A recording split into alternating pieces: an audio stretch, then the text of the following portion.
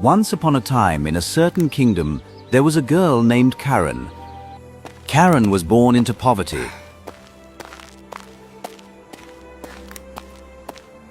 Her small bare feet had grown accustomed to the summer dust and gravel, as well as the biting cold of winter. However, fate smiled upon her when a wealthy and kind old lady passed by. She saw the poor girl and decided to adopt her.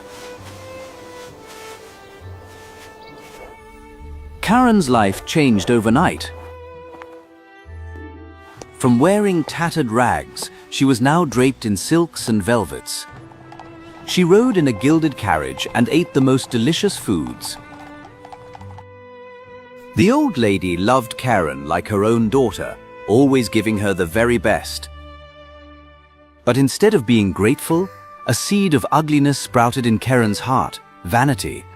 Karen began spending hours in front of the mirror, caring only for her appearance. She gradually forgot her humble origins. One day, the queen traveled through the town, bringing along the little princess. The princess was dressed simply, but on her feet, she wore a pair of magnificent red shoes made of fine Morocco leather. Karen stood in the crowd, her eyes glued to those shoes. Oh, look at those shoes. I must have them. Only then will I be truly beautiful. Time flew by, and Karen reached the age for her confirmation ceremony. The old lady took her to the best shoemaker to have a pair of shoes made. But ignoring the other sensible leather shoes, Karen set her sights on a pair of bright red shoes in the glass display case. She was determined to have them. Because the old lady had poor eyesight, Karen lied. She said they were black leather shoes. The old lady suspected nothing and agreed to buy them for her. Karen loved her red shoes dearly. She wore them everywhere, even to the holy service at the church. I will not tolerate this insolence any longer. You will do as I say. Don't worry so much, child. The path ahead might seem long, but we will walk it together. When they arrived in front of the church, they met an old soldier. He was working as a shoeshine. Because he looked pitiful, the old lady tossed him a few gold coins. She asked Karen to extend her feet for him to polish the shoes. The old soldier smiled a shadowy smile. He tapped lightly on the soles. My, what beautiful dancing shoes. Mind you stick fast when you dance. Karen paid no mind to the old soldier's strangeness. Everyone at the ceremony was shocked and stared at her glaringly red shoes. But the naive Karen thought they were admiring her.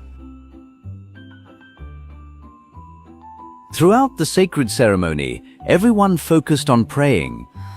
But Karen's mind was glued to the red shoes sparkling beneath her dress. She secretly admired them, turning her ankles to catch the light. Her disrespect had invited disaster. That evening, the old lady suddenly fell gravely ill. She lay paralyzed, her breathing weak, her forehead burning hot. Karen, water, please stay with me. I feel so weak. Karen worriedly brought a glass of water, but just then the doorbell rang. A servant brought in a magnificent gold-plated invitation. It was an invitation to the royal ball. Karen held the card, her hands trembling with excitement. This was the biggest ball of the year, but the old lady needed her care. A fierce internal struggle took place. She looked at the red shoes sitting on the shelf. They seemed to be glowing. And then selfishness won.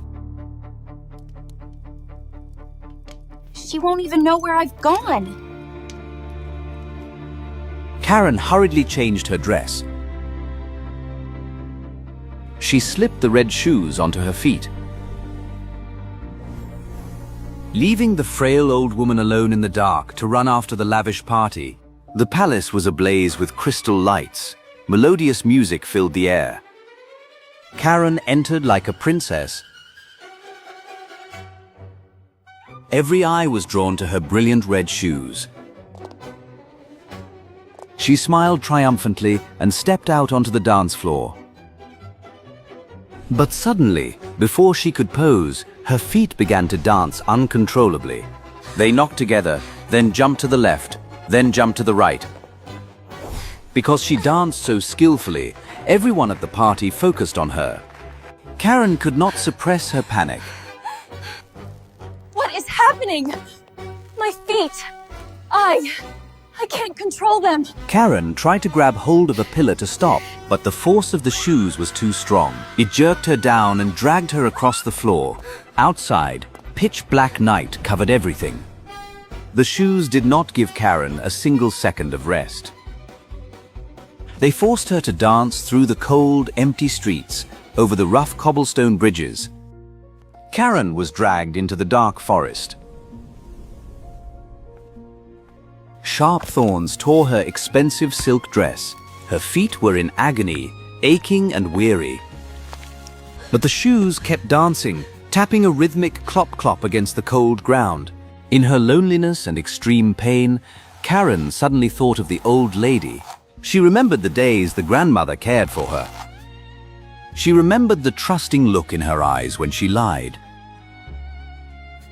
Regret rose like a tsunami, squeezing her heart. She realized how ungrateful she had been. Grandma! I was wrong! I was so selfish! A miracle happened. The moment Karen screamed, the red shoes suddenly skipped a beat. Then they reversed direction. Instead of dragging her deeper, they began to drag her dancing back the way she came. They did not stop until they reached the familiar mansion. Bang! The shoes kicked open the heavy oak door. They dragged Karen up the stairs, rushing straight into the old lady's bedroom. The room was still silent under the moonlight. Grandma, please wake up. Punish me, scold me. But please don't leave me. Forgive me. The noise and Karen's cries woke the old lady. She wearily opened her dim eyes.